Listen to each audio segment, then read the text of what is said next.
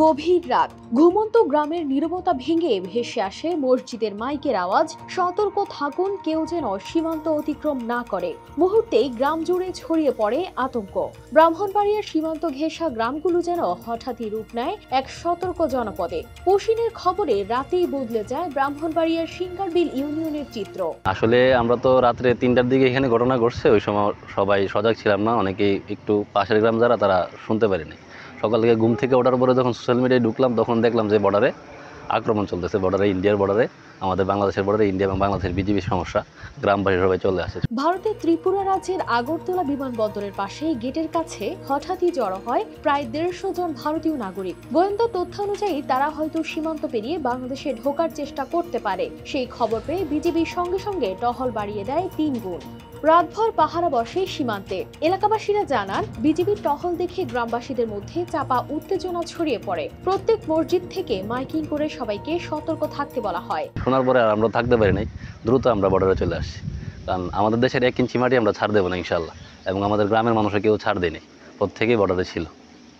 BGB আমাদের মসজিদে miking করে, বিভিন্ন মসজিদে মাইকিং করে বলেছে যে আমাদের যে পাশের জনগণ আছে, আমরা সবাই আপনারা আমাদের পাশে আসেন এবং আমাদেরকে সহযোগিতা করেন। স্থানীয়রা জানান, এমন ভয় কখনো পাননি। বিজিবির এমন টহল সাধারণত যুদ্ধকালীন পরিস্থিতিতেই দেখা যায়, আর ফেসবুকে ছড়িয়ে পড়ে সেই রাতের ভিডিও।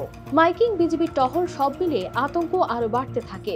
দেশবাসী, আমরা রাত্রে 2টা-2:30টার দিকে শুনছি যে আমাদের নোয়াবাদী, নলগড়িয়া এবং আশেপাশে কালাছড়া এদিকে ইন্ডিয়ার বিএসএফ বা ইন্ডিয়ার যে নিরীহ মুসলমান আছে এদেরকে বাংলাদেশে পুশিং করে দিবে।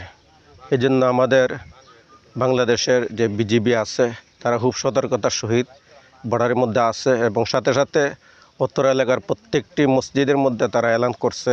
তবে গোপন তথ্যের ভিত্তিতেই আগাম সতর্কতামূলক ব্যবস্থা নেওয়া হয়েছিল বলে জানান এই কর্মকর্তা। বিবিসি বাংলা বা এদের নিউজগুলো দেখেছেন, হওয়ার মানে পুশিনের জন্য তারা লোক আনছে। আগরতলা মানে আমাদের এই বর্ডারটার দিকেই হচ্ছে, মানে হইতে পারতো। স্বতঃস্ফূর্ত অংশগ্রহণ ফ্রম হচ্ছে আমার সাধারণ জনগণ, লোকাল পিপল, এবং সঙ্গে হচ্ছে আমাদের বিজিবির জোরদার টহলের।